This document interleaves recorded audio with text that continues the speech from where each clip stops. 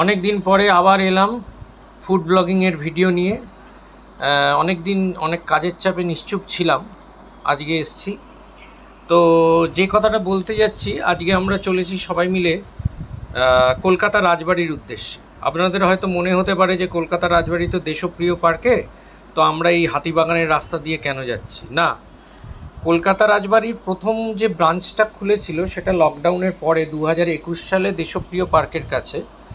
আর এখন দ্বিতীয় ব্রাঞ্চটি খুলেছে হরিঘোষ স্ট্রিটে। মানে আপনারা যদি হাতিবাগান থেকে টুয়ার্ডস শোভাবাজার মেট্রোর দিকে বেরোন, একটুখানি পথ যাওয়ার পরেই দেখবেন হরিঘোষ স্ট্রিটের একটা রাস্তা বেঁকে গেছে। তো ওইখানে নামলে সামনেই দেখবেন আপনি কলকাতা রাজবাড়ির রেস্টুরেন্টটা। আর দ্বিতীয় কারণ হলো সেপ্টেম্বর মাসে এই বছর 2024-এ ওনারা 31 তারিখ অবধি দিয়েছিলেন, ওনারা একটা অফার দিয়েছিলেন।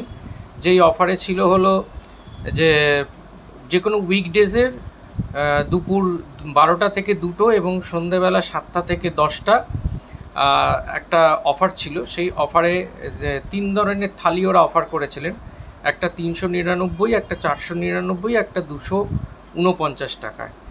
আর 249টা পুরোটাই ভেজ থালি, আর এগুলো আমিষ থালি। এই যে দেখুন কি সুন্দর অ্যাম্বিয়েন্স, ঢোকার মুখে সমস্ত কাস্টমারকে ওরা বরণ করে নিয়ে নেন এবং আমরা ঢুকলাম ঠিক। এবং এর ইয়েটার সামনের যে ইয়েটা দেখছিলেন, সামনের যে সুন্দর কারুকার্য করা, সেটা অনেকটা রাজবাড়ি সুলভ। এবং ভেতরের অ্যাম্বিয়েন্সটাও কিন্তু একটা জমিদার বাড়ির মতন, এবং তাতে কলকাতার নানা রকম চিত্র প্রদর্শিত হয়েছে।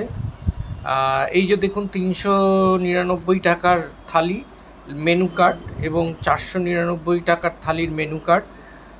এই দুটো কার্ডের মধ্যে কি কি আছে আমি বলে দিচ্ছি। প্রথমে আমাদের ঢুকতেই দইয়ের ঘোল দিয়ে গেলেন। আমরা এখন লস্যি বলি, কিন্তু বাংলায় দইয়ের যে শরবতটাকে তাকে ঘোল বলা হয়।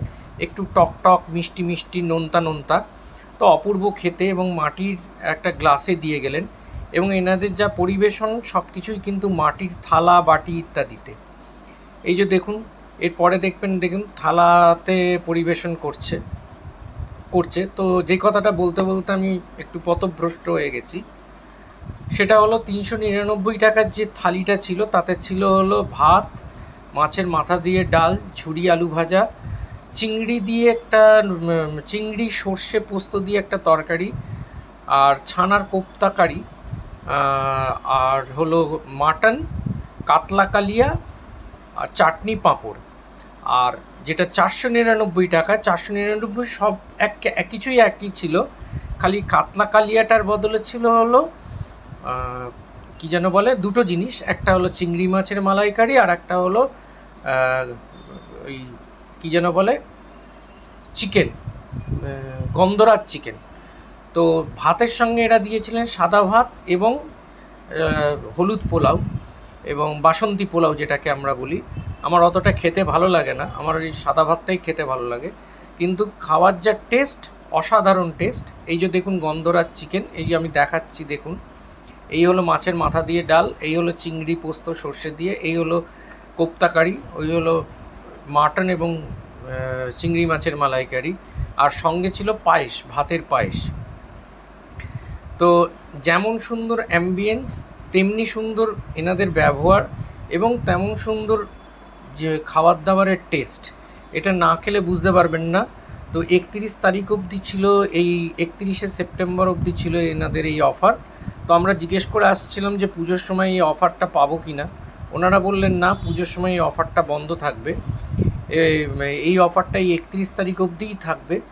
এবং দেখুন, এই যে প্রথমে আমি এই মাছের মাথা দিয়ে ডালটা ভাঙছি, প্রত্যেকটা মাছের কাঁটা পাবেন, মাথার অংশ পাবেন, এবং সুন্দর ডালের যা সুন্দর মানে রেসিপি, সুন্দর গন্ধ, দেখবার মতন।